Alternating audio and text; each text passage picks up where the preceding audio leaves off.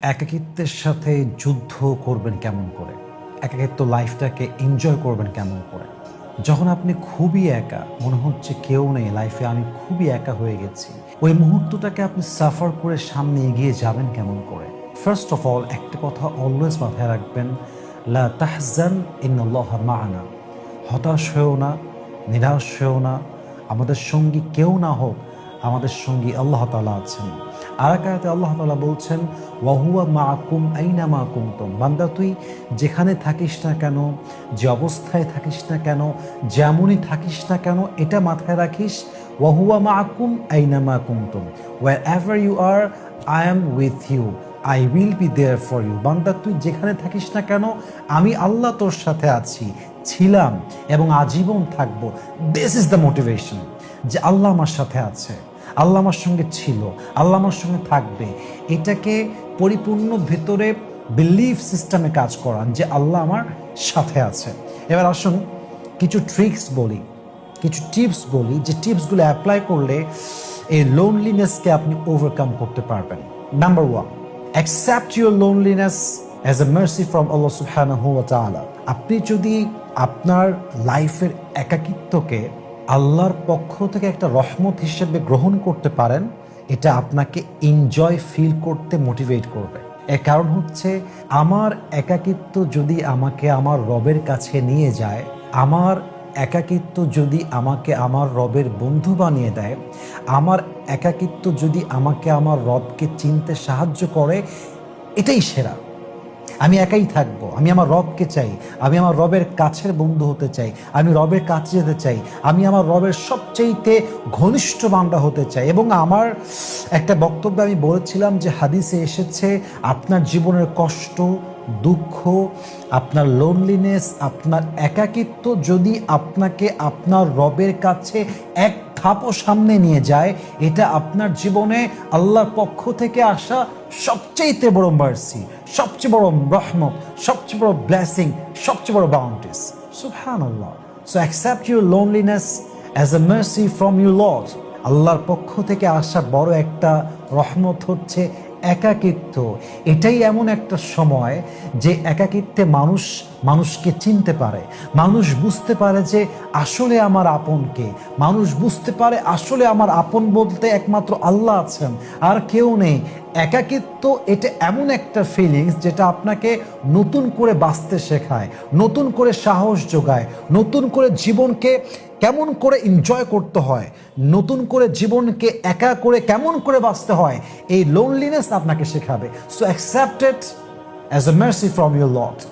এই একাকিত্বকে আল্লাহর পক্ষ থেকে একটা রহমত হিসেবে গ্রহণ করবেন। ভাববেন যে একা থাকা ভালো কোনো বেঈমানের সঙ্গে থাকার চাইতে, একা থাকা অনেক ভালো কোনো বিশ্বাসঘাতকের সঙ্গে জীবন কাটানোর চাইতে, একা থাকা অনেক ভালো কোনো মিথ্যাবাদী প্রতারকের সঙ্গে থাকার চাইতে।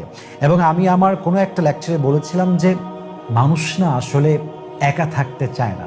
এই পৃথিবীতে nobody wants to survive alone. এই পৃথিবীতে আসলে একা কেউ বাঁচতে চায় না, সবাই লাইফ পার্টনার চায়, সবাই কেউ ট্রাস্টেড কাউকে চায়, সবাই একজন ভালোবাসার মানুষকে চায়। কিন্তু মানুষ যখন বুঝে ফেলে, মানুষ যখন দেখে যে আমার লাইফের সবচাইতে আপন মানুষ, সবচাইতে কাছের মানুষ, আমার সবচাইতে মায়ার মানুষ, আমার কলিজার টুকরা মানুষ, এই মানুষটা মিথ্যাবাদী, সে একটা নিমক হারাম, সে একটা বেঈমান, সে একটা বিশ্বাসঘাতক।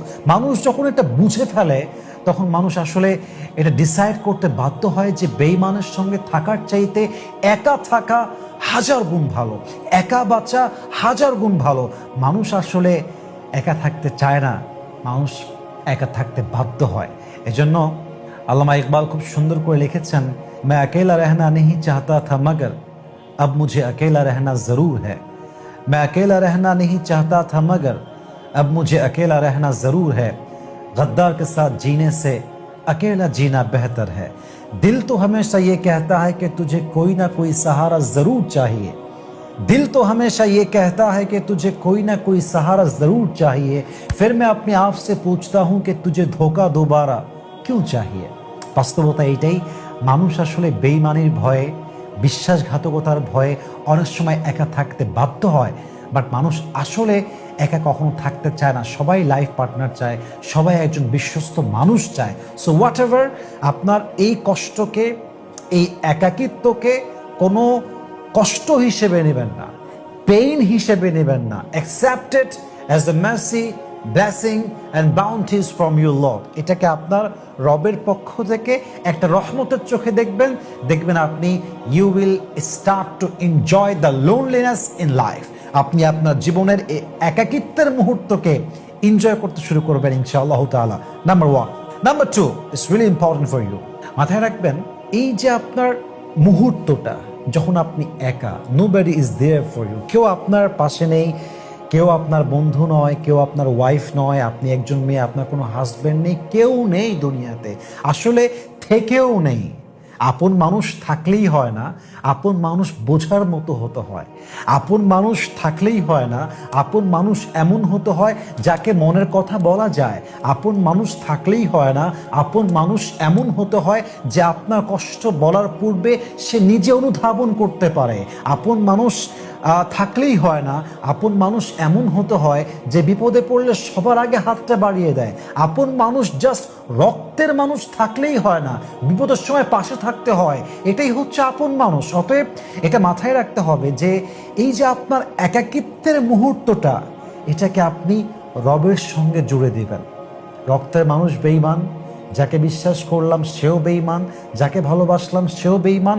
এখন যেহেতু আমি একা, আমার একমাত্র বন্ধু হচ্ছে আল্লাহ। আর আল্লাহর কাছে সবসময় 2 হাত তুলে দোয়া করবেন যে আল্লাহ, তুমি তো জানো আমি একা। আল্লাহ, তুমি তো জানো যে আমার এই লাইফে কেউ নেই। আল্লাহ, তুমি তো জানো আমি যাদেরকে বিশ্বাস করেছি এরা আমার বিশ্বাস ভেঙেছে, আমার বিশ্বাসকে ইস্যু করে তারা আমার জীবনটা নিয়ে খেলেছে, আমার ট্রাস্ট নিয়ে তারা খেলেছে। আল্লাহ, তুমি মেহেরবানি করে আমাকে এই কষ্ট সহ্য করার ক্ষমতা দাও। আল্লাহ, আমার একাকিত্বের সঙ্গী হয়ে যাও। আল্লাহ, আমি যেন ফিল করতে পারি যে তুমি আমার সঙ্গে আছো। আল্লাহ, আল্লাহ আমার ইমান বাড়ায় দাও। আল্লাহ, তুমি আমার সবর বাড়ায় দাও। আল্লাহ, তুমি আমার ধৈর্য বাড়ায় দাও। আমাকে সমস্ত কষ্ট দুঃখ হজম করার মতো শক্তি দাও, স্ট্রংনেস দাও, পাওয়ার দাও। আল্লাহ, আমাকে তুমি সবর দান করো। এই দোয়াগুলো বারবার করবেন, দেখবেন কষ্টগুলো কেন যেন আস্তে আস্তে, কেমনভাবে যেন এটা আস্তে আস্তে দূর হয়ে যাবে। এবং এটা আপনি বুঝে ওঠার আগেই দেখবেন আপনার মনটা শান্ত হয়ে গিয়েছে। হাদিস আসছে, এটা খুব অবাক করা হাদিস, যে আত-তাকদীরু লা ইয়ারুদ ইল্লা বিদ-দুআ। Your destiny will never change except through the dua. দোয়া এমন একটা পাওয়ারফুল হাতিয়ার, এটা ভাগ্যকে চেঞ্জ করে দেয়, এটা কপালের চাকা ঘুরায় দেয়। একটা জিনিস আপনার কপালে নেই, কিন্তু আপনি এত এফোর্ট দিচ্ছেন, এত ট্রাই করছেন, এত দোয়া করছেন, একটা লেভেলে গিয়ে এমন হবে যে আল্লাহ বলবে এটা আমার বান্দার কপালে ছিল না, বাট আমার বান্দা এত দোয়া করেছে, এত চেয়েছে, he has given his best effort, he has tried his best.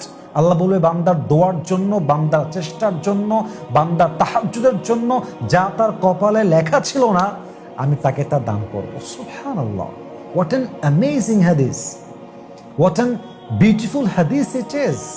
Could you imagine the meaning of it? Allah বলছে বান্দার দোয়ার জন্য ভাগ্যে না থাকা জিনিসটাও আমি আল্লাহ লিখে দিব। So you have to make supplication to your lord whenever you feel so loneliness in life. যখনই একা লাগছে দোয়া করেন, রবের সঙ্গে সম্পর্ক গড়েন, তাহাজ্জুদ পড়েন, কোরআন পড়েন, কোরআনকে জড়ায় ধরে রাখেন, নামাজ পড়েন।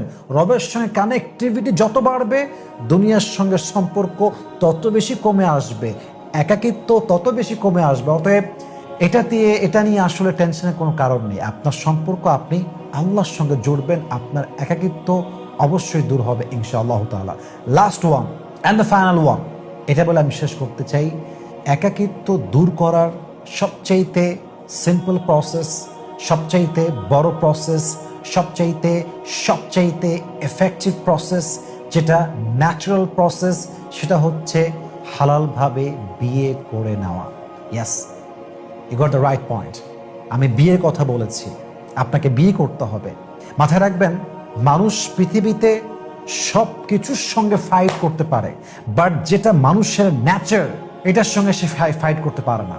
You can fight with everything, but you can not fight with the nature of Allah সুবহানাহু ওয়া তাআলা।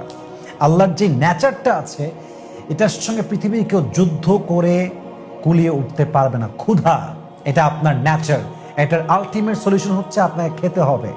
আপনার ওয়াশরুমের চাপ দিয়েছে, এটার আলটিমেট সলিউশন হচ্ছে আপনাকে ওয়াশরুমে যেতে হবে। It's a nature, you can fight with that. এটার সঙ্গে আপনি যুদ্ধ করতে পারবেন না। একাকিত্ব এটা মানুষের ন্যাচার, এটা দূর করার সবচেয়ে বেস্ট সলিউশন হচ্ছে to have someone special in your life, and that is your life partner. আপনার বউ লাগবে, একজন মেয়ে হিসেবে আপনার স্বামী লাগবে। That is the ultimate solution. আপনাকে মানুষ বলবে যে সংসার করলে জ্বালা, একার জীবনটাই সুন্দর, একা জীবনের প্যারা নাই, কোনো বেইমানের আশঙ্কা নাই, এই নাই সেই নাই, সংসার করতে হবে না, একাই থাক, খুব ভালো লাগবে। কিন্তু আপনার যৌবন যে নষ্ট হচ্ছে এটা আপনাকে কেউ বোঝাচ্ছে না কেন? আপনি যে জেনা করছেন এটা আপনি ফিল করেন না কেন? আপনি যে পর্নোগ্রাফি দেখছেন রাতে আধারে এটা আপনি ফিল করেন না কেন? আপনি যে বাজে চোখে মেয়েকে দেখছেন বিয়ে না করার জন্য, why don't you think about it? Why? So আপনাকে বুঝতে হবে বিয়েটা হচ্ছে একাকিত্ব দূর করার সবচেয়ে মূল প্রসেস, ন্যাচারাল প্রসেস। আপনি ভাবেন তো, think about the last Messenger Muhammad সাল্লাল্লাহু আলাইহি ওয়াসাল্লাম। তার জীবনও জীবন সঙ্গিনী ছিলেন। প্রথমে এসেছেন খাদিজা রাদিয়াল্লাহু তাআলা আনহা, ওনার মৃত্যুর পর নবীজি আরো বিয়ে করেছেন। It is a message for whole ummah, for the entire world, that if you want to overcome the loneliness, the first thing you have to do is you just have to get married. It's the ultimate solution and there is no alternative way of it. বিয়ে ছাড়া যতই আপনি যা বলেন, যত যাই বলেন, এটা হচ্ছে ন্যাচার। কষ্ট লাগবে, একা লাগবে, কষ্ট ফিল হবে, কিন্তু যদি আপনার সামর্থ্য থাকে খুঁজবেন। Try your best to find out the person that you actually want in your life, যাকে আপনি চান। আসলে আমি এটা আমার লাইফে ফিল করেছি, মনের মতো মানুষ আসলে খুঁজে বের করতে হয়। এটা ঘরের মধ্যে বসে বসে ভাবলাম যে आ जाएगा मिल जाएगा, ऐसा नहीं होता। इसके लिए कोशिश करना पड़ता है, जाना पड़ता है, बात करना पड़ता है। এটা আমার লাইফের অবজারভেশন যে আপনি যত বড় যেই হন, লাইফ পার্টনার আপনাকে খুঁজে বের করতে হবে। লাইফ পার্টনার খোঁজার জন্য আপনাকে যুদ্ধ করতে হবে। এক কথায় আপনাকে মাঠে নামতে হবে, একটা মিশন নিয়ে নামতে হবে। আপনি সবকিছু অর্জন করতে কষ্ট করবেন, আর যার সঙ্গে আপনি পুরো জীবন কাটাবেন, আপনি তাকে খোঁজার জন্য টাইম দিবেন না। আপনি কিসের মহারাজা হয়েছেন, কিসের এত ব্যস্ততা আপনার? এটা আপনার লাইফের সবচেয়ে গুরুত্বপূর্ণ topic. So you should focus on it, you should give your time for it.